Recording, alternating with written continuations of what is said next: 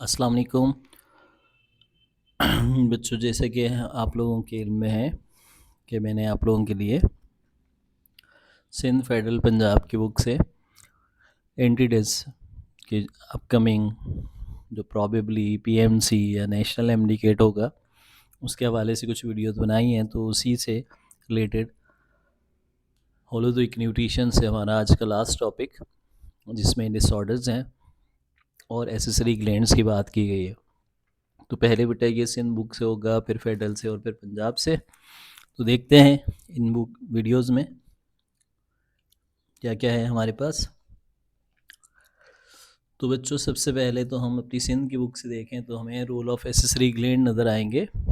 अब accessory gland में कह रहे हैं एक्सोक्राइन ग्लैंड शामिल हैं, जिनको जब स्टिमुलेट किया जाता है तो अपनी सीक्रीशन प्रोड्यूस करते हैं एलिमेंट्री कनाल पर स्पेशल डक्ट्स की मदद से।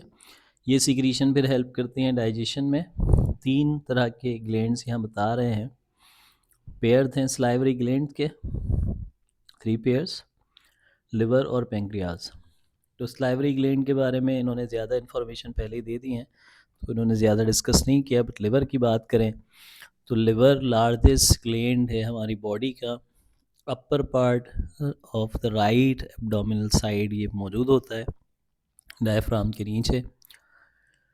लिवर के पास एक मेम्ब्रेन है। एक्चुअली ये लिवर मेम्ब्रेन नहीं होती, ना ही किडनी की मेम्ब्रेन है। आप सेकेंड ईयर में से किडनी की मेम्ब्रेन में पढ़ते हैं। हमारी जो एब्डोमिनल कवरिंग है, एब्डोमिन की इंटरनल कवरिंग है, उसे पेरिटोनियम कहते हैं। तो ज़ाहिर है वो एक छत की तरह से, जिसके अंदर हमारे सारे विजरल ऑर्गन्स मौजूद हैं, स्पेशली एब्डोमिन के ऑर्गन्स। तो पेरिटोनियम के जो फोल्ड्स हैं वो सपोर्टिंग लीगामेंट्स बनाते हैं, अटैचमेंट स्ट्रक्चर्स बनाते हैं, जो लिवर को अटैच रखती है डायफ्राम के साथ। अच्छा जी, लिवर के पास 4 लोब हैं। 2 बड़े लोब होते हैं, बहुत ऑब्वियस हैं, राइट और लेफ्ट। अब ये कह रहे हैं कि obvious are the larger right lobe and the smaller wedge shape the left lobe. Other two caudate या क्वाड्रेट भी हम इनको कह रहे हैं, कॉर्डेट और क्वाड्रेट, ये पोस्टीरियर सरफेस पर मौजूद होते हैं। लोब्स जो हैं लिवर के, वो छोटे छोटे लोब्यूल्स से बने होते हैं, जिन्हें हम देख सकते हैं अपनी आइज़ से। ये लोब्यूल्स हेक्सागोनल आउटलाइन पर मुश्तमिल हैं और क्यूबिकल शेप्स सेल्स होते हैं, जिनको हेपेटोसाइट्स कहते हैं। लिवर सेल्स को हेपेटोसाइट्स कहते हैं। हेपेटोसाइट्स यहाँ अरेंज होते हैं पेयर्स में, और ये पेयर्स कॉलम्स बना रहे होते हैं और सेंट्रल वेन के साथ। तो इतनी ज़्यादा ज़रूरत नहीं होगी आपको इसमें याद रखने की, बस लोब्स को याद रख लें। अगली तस्वीर पर चलते हैं तो हमें मिलती है डायग्राम, जिसमें आपको एंटीरियर व्यू नज़र आता है, पोस्टीरियर व्यू नज़र आता है। यहाँ पर आपको कॉर्डेट प्रोसेस भी नज़र आ रहा होगा, क्वाड्रेट लोब भी नज़र आ रहा होगा। ठीक है, लेफ़्ट और राइट लोब आपको एंटीरियर व्यू में नज़र आ रहे हैं। बाकी डक्ट्स हैं। ब्लड सप्लाई लिवर के पास कह रहे हैं 2 सोर्सेज से आती हैं। एक हेपेटिक आर्टरी जो कि ऑक्सीडेटेड ब्लड देती है, दूसरी हेपेटिक पोर्टल वेन है जो कि लेकर आ रही होती है फूड को, स्पेशली एलिमेंट्री कनाल से। आगे बढ़ें तो बेटा हमें मिलता है फंक्शंस लिवर के। तो ये कह रहे हैं लिवर हमारी मेटाबॉलिक फैक्ट्री है, स्टोरेज ऑर्गन करती काम करेगा, सिंथेसिस करेगा, होम्योस्टेटिक ऑर्गन भी है, सिक्रीटरी ऑर्गन भी है। और ये कह रहे हैं कि हंड्रेड्स ऑफ फंक्शंस यहाँ प्ले करता है आपका लिवर। लेकिन हम यहाँ सेलेक्टिव फंक्शंस की बात करेंगे तो सबसे पहले बात करते हैं सीक्रीशन ऑफ बाइल की। बाइल कहाँ से प्रोड्यूस हो रही है? हेपेटोसाइट्स की मदद से। बाइल के अंदर बाइल साल्ट्स हैं, बाइल पिगमेंट है, कोलेस्ट्रॉल है। इसकी मज़ीद बात हम करेंगे आगे फेडरल की बुक में। मेटाबॉलिज्म होम्योस्टेसिस, ग्लूकोज को ग्लाइकोजन में कन्वर्ट किया जाता है लिवर पर ही, और ये काम कौन कंट्रोल करता है? एक हार्मोन जिसका नाम है इंसुलिन। इंसुलिन प्रोड्यूस होती है पेंक्रियाज से और रिकन्वर्ट करता है लिवर ग्लाइकोजन को ग्लूकोज में। Another hormone produce by pancreas glucagon. तो ये 2 हार्मोन हैं जो लिवर पर एक्शन कर रहे हैं। These changes are important regulators. ये इंपॉर्टेंट रेगुलेट हैं किस लिए? ब्लड ग्लूकोज के लेवल को कंट्रोल करने के लिए।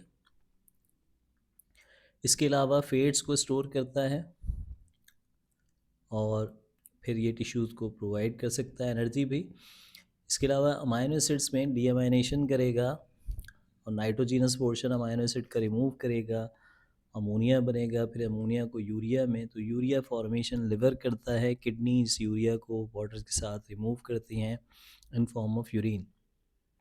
तो urea is form from the nitrogenous portion, ठीक है, जो हमारे पास अमाइनो एसिड का नाइट्रोजीनस पोर्शन था। इसके अलावा जेनेटिक मटेरियल जो वॉर्न आउट सेल्स हैं, जो सेल्स डेथ हो जाती है जिनकी, उनको ये तोड़कर यूरिक एसिड भी बनाता है, ये भी यूरिन में एक्सक्रीट किया जाएगा। नाइट्रोजीनस पोर्शन अमाइनो एसिड्स का रिमूव किया जाएगा, तो जो रेजिड्यू बचेगा उसको ये कार्बोहाइड्रेट्स में भी कन्वर्ट करता है। तो nitrogenous portion of amino acid and attach it to the other carbohydrate molecule forming new non essential amino acids. तो नॉन एसेंशियल अमाइनो एसिड्स भी ये बनाएगा। सिंथेसिस की बात करें तो प्लाज्मा प्रोटीन प्रोड्यूस करेगा। इसके अलावा क्लॉटिंग फैक्टर्स यहाँ मौजूद होंगे और ये विटामिन ए को बनाएगा कैरोटीन से, ये सिंथेसिस फंक्शन है। ब्रेकडाउन, वन आउट एरेथ्रोसाइट्स की ब्रेकडाउन, जिसमें स्पेशली हीमोग्लोबिन का ब्रेकडाउन है। डिफेंस के लिए यहाँ फेगोसाइटिक कफर सेल्स मौजूद हैं। देखें कफर सेल्स क्या है, मैक्रोफेजेस ही हैं। मैक्रोफेजेस हमारे ऐसे सेल्स हैं इम्यून सिस्टम के जो हमारे ब्लड के अलावा, ब्लड से बाहर जब निकल जाते हैं, मोनोसाइट थे, ब्लड से बाहर निकलते हैं ब्लड सर्कुलेशन से, तो फिर ये मैक्रोफेज बन जाते हैं। और लिवर पर जो मैक्रोफेज हैं उन्हें कफर सेल्स कहा जाता है। डिटॉक्सिफिकेशन, अल्कोहल्स की, ड्रग्स की, टॉक्सिन्स की, ये भी लिवर का काम है। इसके अलावा इनएक्टिवेशन बता रहे हैं हार्मोन्स की, इंसुलिन, ग्लूकागोन, कॉर्टिसोल, अल्डोस्टेरोन, थायराइड और सेक्स हार्मोन्स की inactivation. Production of heat, heat production, energy conversion के लिए मेटाबॉलिक रेट को बढ़ाएगा जब भी हमें हीट की ज़रूरत होगी। तो मेजर हीट प्रोड्यूसिंग ऑर्गन भी है ये। स्टोरेज करेगा fat soluble vitamin A, D, E K, iron की, कॉपर की, कुछ water soluble vitamin like riboflavin, niacin, pyridoxine, folic acid and vitamin B12। तो बहुत जो मेजर आपके विटामिन सी की बात करें हम, तो वो तो वाटर सॉल्युबल है, वो यहाँ स्टोर नहीं हो रहा, लेकिन कुछ विटामिन बी कॉम्प्लेक्सेस स्टोर होते हैं। अब ये दो डिसऑर्डर्स बताए गए हैं इन्होंने लिवर के। हेपेटाइटिस आप वायरल चैप्टर में, वायरस वाले चैप्टर में ऑलरेडी पढ़ चुके हैं और पढ़ेंगे आगे इंशाल्लाह, मैं उसकी भी वीडियोज़ आपके लिए बनाऊंगा। तो ये कह रहे हैं इन्फ्लेमेशन लिवर का बहुत सारे फैक्टर्स हैं, जैसे ऑटो इम्यून डिसऑर्डर भी है, वायरस भी हैं, टॉक्सिन्स भी हैं, ड्रग्स भी हैं, अल्कोहल भी हैं। और इसके कैरेक्टरिस्टिक्स हैं फटीग यानी थकन होना, flu like symptoms, pale skin, abdominal pain, dark urine, pale stool, yellowish और टू डार्क कलर या ब्लैक कलर हम कहते हैं स्टूल का इसमें प्रोड्यूस होता है। और इन्फेक्शियस हेपेटाइटिस में हाई फीवर भी होगा। जॉइंटिस क्या है, येलोइश डिस्कलरेशन है स्किन की, म्यूकस मेम्ब्रेन की या आइस के वाइट की, और इसका रीज़न है बाइलोरुबिन का बढ़ जाना, हाइपर बाइलोरुबिनीमिया हम इसे नाम देते हैं। बाइलोरुबिन क्या है, येलो पिगमेंट है जो कि डेड आरबीसी से प्रोड्यूस होता है। तो नॉर्मली कह रहे हैं लिवर इससे निजात हासिल कर लेता है ओल्ड ब्लड सेल्स के साथ। जॉइंटिस में indicate serious problem the function of your RBCs, liver, gall bladder और पेंक्रियाज। जॉइंटिस डिजीज़ नहीं है, ये सिम्टम है किसी भी पॉसिबल डिजीज़ की। आगे बात करें तो बेटा पेंक्रियाज की बात की गई है। पेंक्रियाज कहते हैं स्टमक के पीछे मौजूद होता है, हॉरिजॉन्टल होता है और ये कर्व बना रहा है ड्यूडेनम के साथ। 12 to 15 सेंटीमीटर इसकी लेंथ है। एक्सोक्राइन नेचर भी है, एंडोक्राइन भी है। एक्सोक्राइन नेचर हम यहाँ पढ़ेंगे, एंडोक्राइन का नाम अभी आपने सुना था, इंसुलिन, ग्लूकागोन, वो प्रोड्यूस कर रहा था। अच्छा ये भी याद रखना है कि जो सेल्स एक्सोक्राइन का काम करते हैं किसके लिए, पेंक्रियाज के लिए, उन्हें एसिनार सेल्स कहते हैं, आइसलेट्स ऑफ लैंगरहांस कहते हैं हम एंडोक्राइन सेल्स को। अच्छा जी, मज़ीद बात करें तो ये कह रहे हैं कि यहाँ पर आपको लार्ज नंबर लोब्यूल्स मिलेंगे जिनमें सीक्रेटरी सेल्स मौजूद हैं। हर एक लोब्यूल जो है वो स्मॉल डक्ट के साथ कनेक्ट होती है, पेंक्रियाटिक डक्ट बनाती है। और ये जो पूरा ग्लैंड है इसकी जो पेंक्रियाटिक डक्ट है ये ओपन होती है ड्यूडेनम में। जब ये ड्यूडेनम में ओपन होती है तो उसी वक्त कॉमन बाइल डक्ट आकर इसके साथ जुड़ जाती है और ये हेपेटोपेंक्रियाटिक एम्पुला या डक्ट बन जाती है। Duodenal opening of ampulla is controlled by hepatopancreatic sphincter, और स्फिंक्टर ऑफ ओडी भी कहा जाता है। ये एक नया नाम है, इंडियन बुक्स में इसे यूज़ किया गया है, लेकिन हमारी बुक ने भी इसे इस्तेमाल किया, दैट्स गुड। एक्सोक्राइन के तौर पर पेंक्रियास पेंक्रियाटिक जूस प्रोड्यूस करेगा जिसमें एंजाइम्स थे, ये हमने पढ़ चुके हैं पहले भी, आगे भी अगली वीडियोस में नज़र आएगा। डिसऑर्डर्स की बात करें बेटा, तो डिसऑर्डर्स में इन्होंने बताया है सबसे पहले अल्सर। अल्सर कह रहे हैं एक सॉर, एक पेनफुल वुंड जो कि पूरी बॉडी में कहीं भी बन सकता है। जीआईटी में एक कॉमन काज है, जो होते हैं कॉमन अल्सर होते हैं, उन्हें पेप्टिक अल्सर्स कहते हैं। पेप्टिक अल्सर गैस्ट्रिक भी हो सकते हैं, यानी स्टमक में भी, और इंटेस्टाइन में भी हो सकते हैं। तो they are also termed as peptic ulcer. क्यों? Since the damage caused by the digestive juices, it happens when the HCl of the gastric juice अब ये H is away the protective, तो ये रिमूव कर देते हैं प्रोटेक्टिव लेयर में mucus की HCl, जिसकी वजह से पेनफुल कंडीशन अल्सर होता है। Common cause of peptic ulcer are some bacteria, कुछ बैक्टीरिया भी इसमें इन्वॉल्व हैं। बैक्टीरिया का नाम याद रखना है, एच पायलोरी, हेलिकोबैक्टर पायलोरी। कुछ मेडिकेशन जैसे एस्प्रिन, स्ट्रेस में भी होता है, drinking alcohol, taking lots of spicy food, इनकी वजह से भी अल्सर्स हो सकते हैं। सिम्टम्स क्या हैं अल्सर की? Loss of appetite, sharp abdominal pain, nausea, vomiting. Treatment depend करता है कि काज क्या है, तो एंटीबायोटिक दी जाती है अगर बैक्टीरियल हो, अदरवाइज प्रोटॉन पंप इनहिबिटर्स, पीपीआईस, और मोस्ट कॉमन राइजिक आपने नाम सुना होगा, तो ये ओमिप्राजोल है, सोमिप्राजोल, इस तरह के साल्ट्स दिए जाते हैं ताकि वो रिड्यूस करें एसिड सीक्रीशन को। फूड पॉइजनिंग क्या है? अगर हम किसी भी कंटामिनेटेड फूड को यूज़ करें, या स्पॉइल्ड फूड या टॉक्सिक फूड को। अब ये कंटामिनेटेड फूड क्या है? जिसमें बैक्टीरिया मौजूद हों या उनके टॉक्सिन्स मौजूद हों, वायरस हों, स्टेफिलोकोकस बैक्टीरिया की बात कर रहे हैं, वायरस, पैरासाइट से कोई भी पैथोजन। अनकुक्ड फूड सबसे कॉमन फैक्टर होता है इन कंटामिनेशन का। अनकुक्ड का मतलब यहाँ प्रॉपरली कुक नहीं हो। कॉमन सिम्टम्स क्या हैं फूड पॉइजनिंग की? स्टमक क्रैम्प्स होते हैं, पेन होगा स्टमक में, vomiting, fever, diarrhoea. Treatment rehydration, electrolyte solution और एंटीबायोटिक्स। डिस्पेप्सिया, इसको इनडाइजेशन भी कहते हैं, या हम कहते हैं एपिगैस्ट्रिक डिस्कम्फर्ट, यानी upper abdomen discomfort. Common symptom क्या हैं? ब्लॉटिंग होगी, नोजिया एंड एब्डोमिनल फुलनेस, मतलब डकारें आती है खट्टी गंदी सी ख़राब सी। पेट में cause heartburn due to the acid reflux. तो स्टमक का जो एसिड है वो ऊपर की तरफ जब मूव करता है तो एसिड रिफ्लक्स कहते हैं, जिसकी वजह से सीने में जलन होती है। ओबेसिटी की बात इन्होंने ज़्यादा डिटेल नहीं की, लेकिन इन्होंने बताया है कि जब भी एक्यूमुलेशन हो जाती है एक्सेसिव बॉडी फैट्स की, तो उसे हम ओबेसिटी कहते हैं। और WHO के मुताबिक 35 ईयर एडल्ट एज में अगर हमारा body mass index BMI 30 kg पर स्क्वायर मीटर हो, तो फिर ये इससे ऊपर हो तो फिर हम कहते हैं ओबेसिटी कंडीशन है। BMI is obtained by dividing the weight of a person with the square of its height. Obesity क्या है? इनहेरिटेंस की वजह से हो सकती है, इन्वायरमेंटल फैक्टर, डाइट, एक्सरसाइज, यानी लैक ऑफ एक्सरसाइज कहना चाहिए। Obesity increase the risk of diabetes, cardiovascular disease, hypertension, and some cancers. Even though medications and diets can help, the treatment of obesity cannot be short-term fix, but has to be lifelong commitment to proper diet habits. तो कह रहे हैं कि एकदम से छुटकारा नहीं मिलेगा, इसके लिए लाइफ लॉन्ग कंडीशंस पर जाना पड़ता है। नेक्स्ट में हमें 2 डिसऑर्डर बताए गए हैं, बहुत कॉमन हैं, फीमेल रिलेटेड हैं, दोनों फीमेल रिलेटेड हैं, ये आपकी बुक नहीं लिख रही है। दोनों साइकोलॉजिकल डिसऑर्डर है, न्यूरोटिक डिसऑर्डर्स भी कहते हैं इन्हें हम। तो एनोरेक्सिया नर्वोसा सिंपल याद रखना है कि fear of gaining weight, so refuse to eat properly. Common associate है यंग गर्ल्स वुमेन में, और विक्टिम जो है एनोरेक्सिया का शिकार होते हैं तो वेट रिड्यूस होता है और स्पॉन्टीनियस या फिर induce vomiting, self induce vomiting कर लेती हैं ऐसी बच्चियाँ जो इसका शिकार होती हैं, और ये एक सीवियर साइकोलॉजिकल कंडीशन है। बुलिमिया नर्वोसा एनोरेक्सिया की तरह ये भी साइकोलॉजिकल डिसऑर्डर है, और of gaining excessive body weight, इसमें भी very serious life threatening, generally characterise by binge eating. Binge किसे कहते हैं? एपिसोड बार बार अनकंट्रोल ईटिंग का जो है एक ऐसे समझ लें कि दोहरा सा पड़ जाता है, फॉलोड बाय पर्जिंग, वोमिटिंग हो जाती है। कॉम्प्लिकेशन फ्रॉम बुलिमिया में lead to kidney failure, heart problem, teeth decay, electrolyte और केमिकल इम्बैलेंस।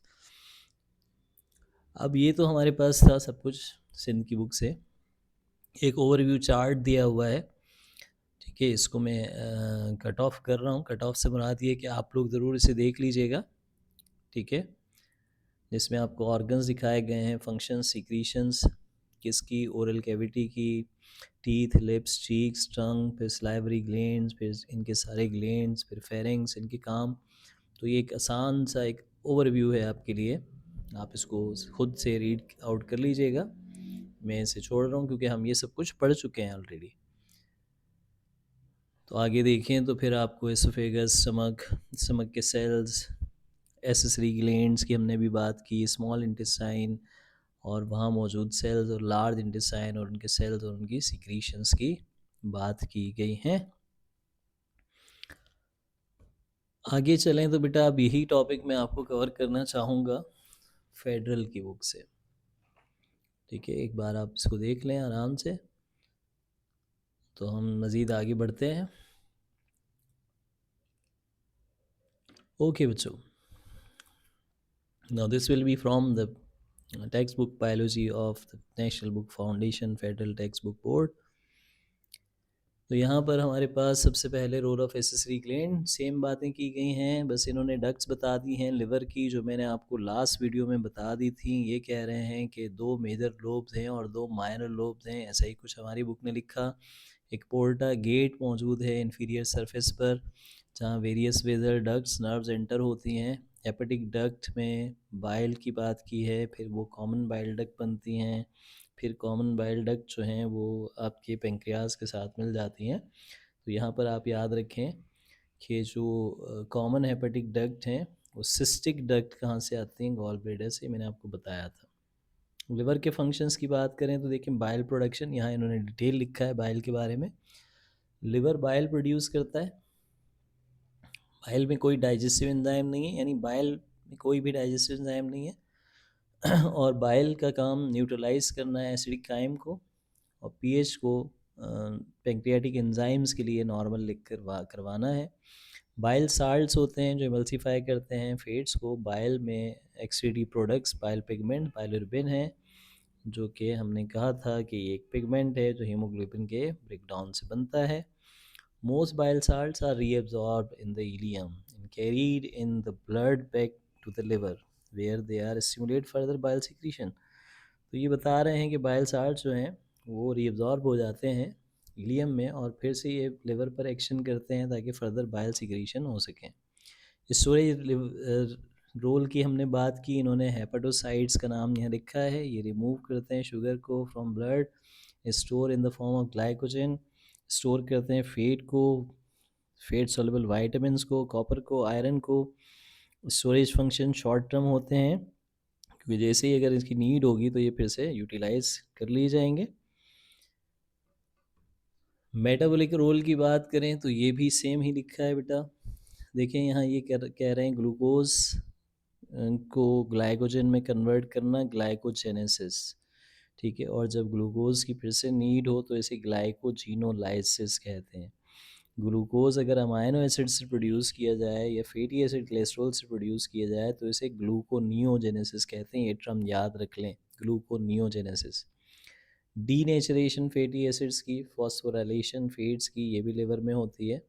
अमाइनो एसिड्स की डीअमाइनेशन, पायरुविक एसिड अमोनिया प्रोड्यूस करने के लिए, अमोनिया को फिर जो है वो एक साइकिल, यूरिया साइकिल में भेजा जाता है हेपेटिक सेल्स में, जिसको हम ऑर्निथीन आर्जिनिन साइकिल भी कहते हैं। विटामिन ए की सिंथेसिस हमने अभी बात की थी, कैरोटीन से, और अल्ब्यूमिन की सिंथेसिस अमाइनो एसिड से।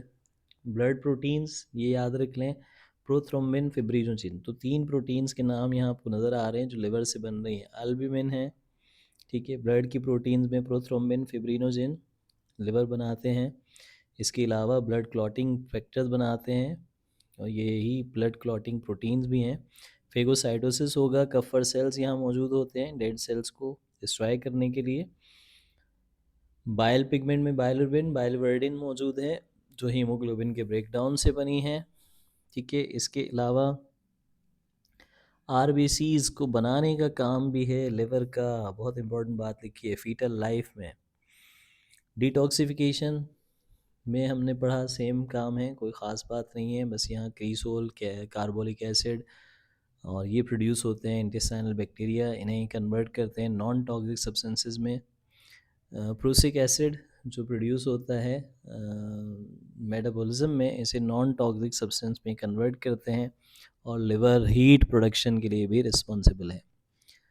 लिवर के साथ होता है गॉल ब्लेडर। ये हमारी बुक ने नहीं लिखा है इसलिए हम इसको देख रहे हैं। Gall bladder is a sac like structure on the inferior surface of liver. 8 centimetre long है, 4 सेंटीमीटर विड्थ है इसकी। Gall bladder common bile duct की मदद से कॉमन बाइल डक्ट पे कनेक्ट होता है सिस्टिक डक्ट की मदद से। फंक्शन क्या है गॉल ब्लेडर के? बाइल प्रोड्यूस करेगा, तो बाइल कंटिन्यूसली सीक्रेट हो रही है लिवर से, स्टोर होगी गॉल ब्लेडर में।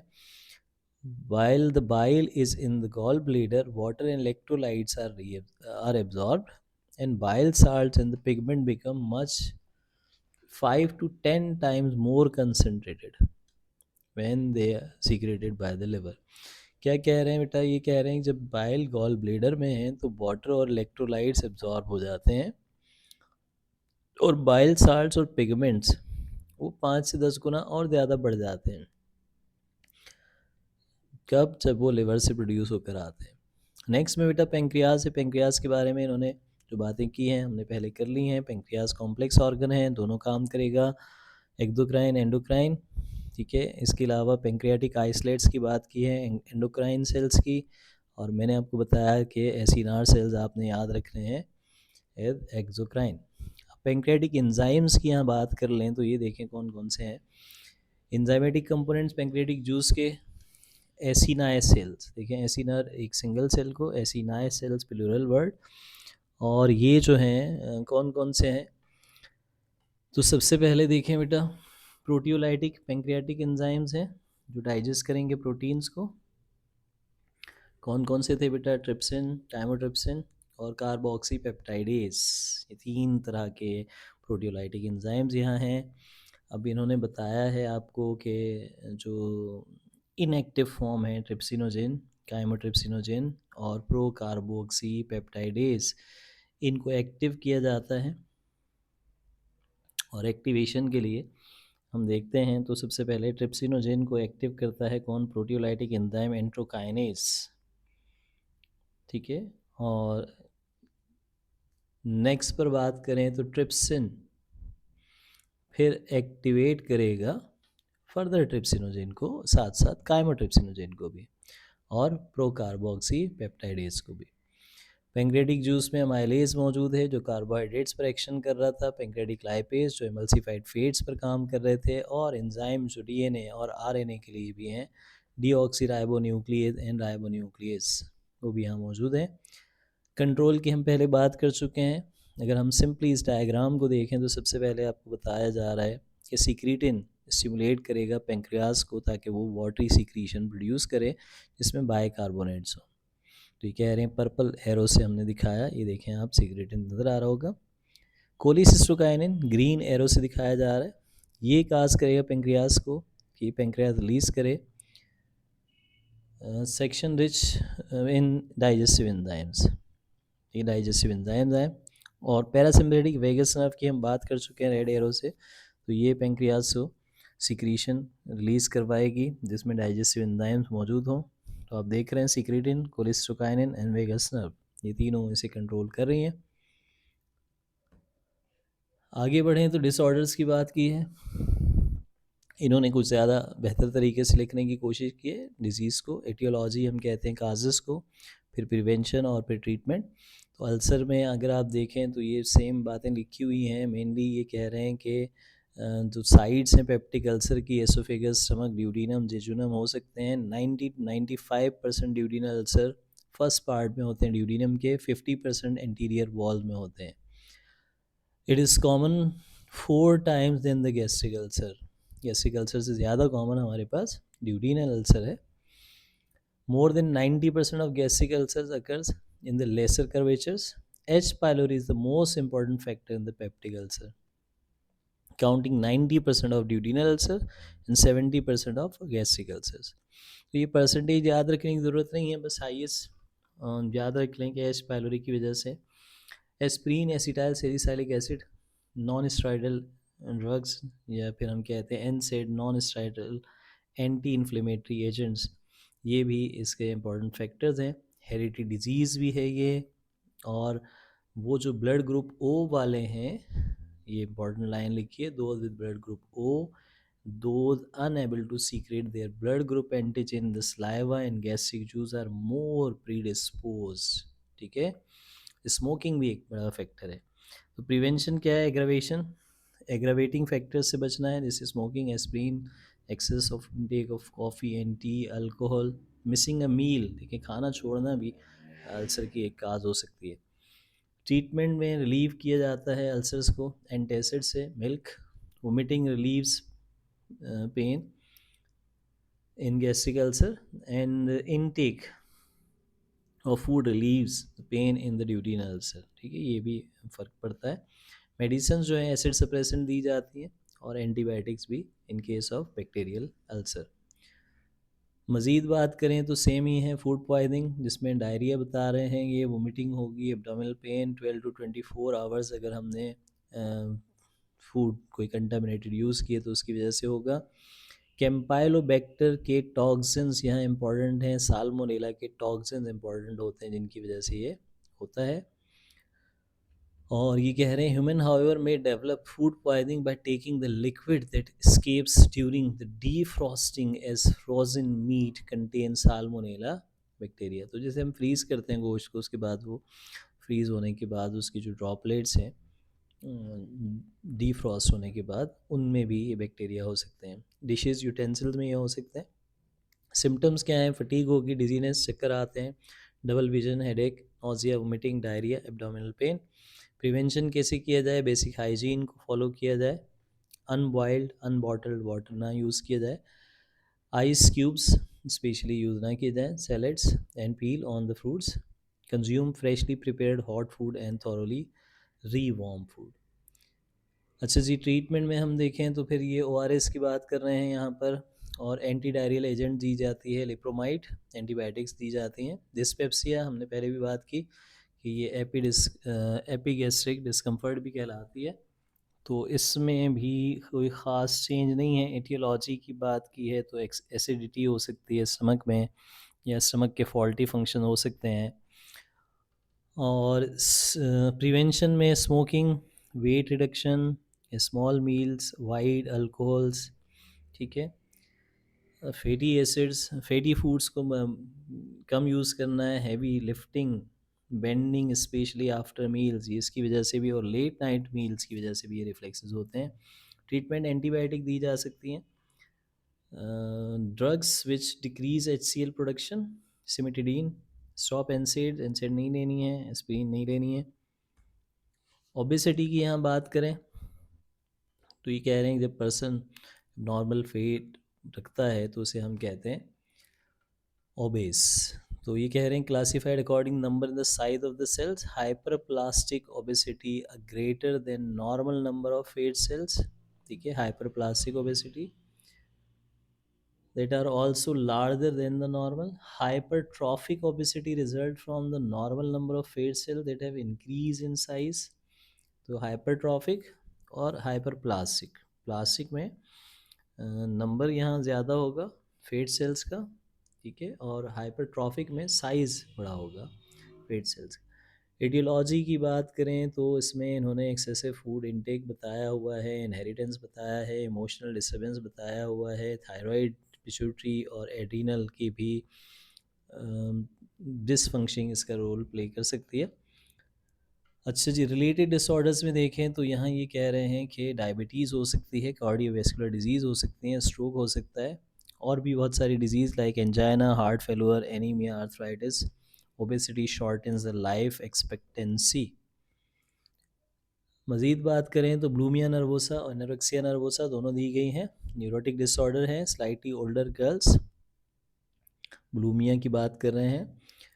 और इस कंडीशन में हमने कहा ओवर ईटिंग के जो है वो बिंज आते हैं, या फ्राइड फूड्स, या फिर हम क्रीम केक्स, इसकी वोरेशियस ईटिंग होती है, और सेल्फ इंड्यूस वोमिटिंग कर लेती हैं, फिर उसके बाद फास्टिंग पर चली जाती हैं। तो यानी इनके मुताबिक, फेडरल के मुताबिक ये बताना चाहते हैं कि बुलिमिया नर्वोसा में फ़ीमेल को पहले ओवरवेट यानी वेट गेन होने लगता है, उसके बाद वो सेल्फ खुद से डाइट या सेल्फ कंट्रोल, मीटिंग, फास्टिंग, इस पर चली जाती हैं, और ये फ्रीक्वेंटली बार बार होता रहता है इन्हें। ट्रीटमेंट जो है वो प्रोलॉन्ग है। इनिशियल ट्रीटमेंट जो है वो सबसे पहले तो ओवरकम है effects of weight loss and mall nutrition.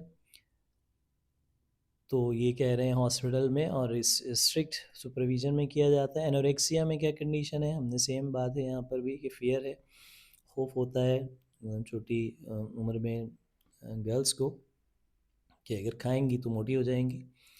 तो इस तरह की फीलिंग जो है ह्यूमन फीमेल्स में आती है 12 to 21, टीन एज हम कह सकते हैं, ऑनसेट ऑफ प्यूबर्टी में।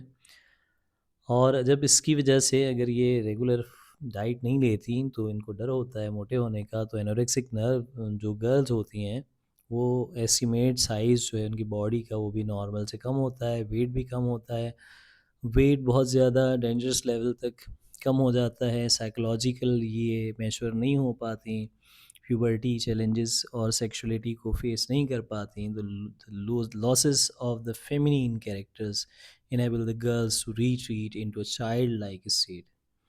थेरेपी, साइकेट्रिक थेरेपी देनी पड़ेगी 2 से 4 साल, या इससे भी ज़्यादा लग सकता है इसके लिए। और डाइट के लिए इनको आईवी फ्लूइड्स दिए जाते हैं। फिर नेक्स्ट में हम देखें तो पंजाब की बुक आती है हमारे पास। पंजाब की बुक से इन्हीं चीज़ों को देखना है। पंजाब ने बहुत सिंप्लीफाई करके लिखा है लिवर पेंक्रियाज को। तो सबसे पहले देखें पेंक्रियाज, तो इन्होंने भी वही बातें बताई हुई हैं, कोई नई बात इसमें नहीं है, ठीक है। ये सब कुछ हमने पढ़ा है, कोई नई बात नहीं है। मैंने इसलिए रखी हैं ये बुक्स आपके सामने ताकि आपको बात पर श्योरिटी हो, आप जो है वो ट्रस्ट रखें इस बात पर कि जो कुछ हम पढ़ रहे हैं वो सेम है तीनों किताबों में। जहाँ डिफरेंस होगा वो हम ज़रूर देखेंगे, ठीक है। ट्रिप्सिन की बात की हुई है, लाइपेज की बात की हुई है, अमाइलेज की बात की हुई है, ये सब हमने पढ़ा है। Not any single word is new, ठीक है। लिवर में भी देखें तो बेटा इन्होंने बाइल की बात की है, गॉल ब्लीडर की बात की है। बाइल का कलर बताया है ग्रीन, बॉडी फ्लूइड है, कोई एंजाइम नहीं है, ग्रीन कलर पिगमेंट्स की वजह से है। ये सब कुछ हमने पढ़ा है, ठीक है। बाइल पिगमेंट्स प्रिवेंट करते हैं डाइजेस्टिव ट्रैक दे में एक्यूमुलेट इन ब्लड। अच्छा जी, कह रहा है अगर बाइल पिगमेंट डाइजेस्टिव सिस्टम में ना जाएं और ये ब्लड में ही रहें तो फिर कंडीशन जॉइंटिस कहलाती है। कोलेस्ट्रॉल अगर बहुत ज़्यादा हो लिवर में तो ये गॉल ब्लेडर में जमा होता है और गॉल स्टोन काज करता है। This is the new one. ये चीज़ें हमारी किताब ने नहीं लिखी थी।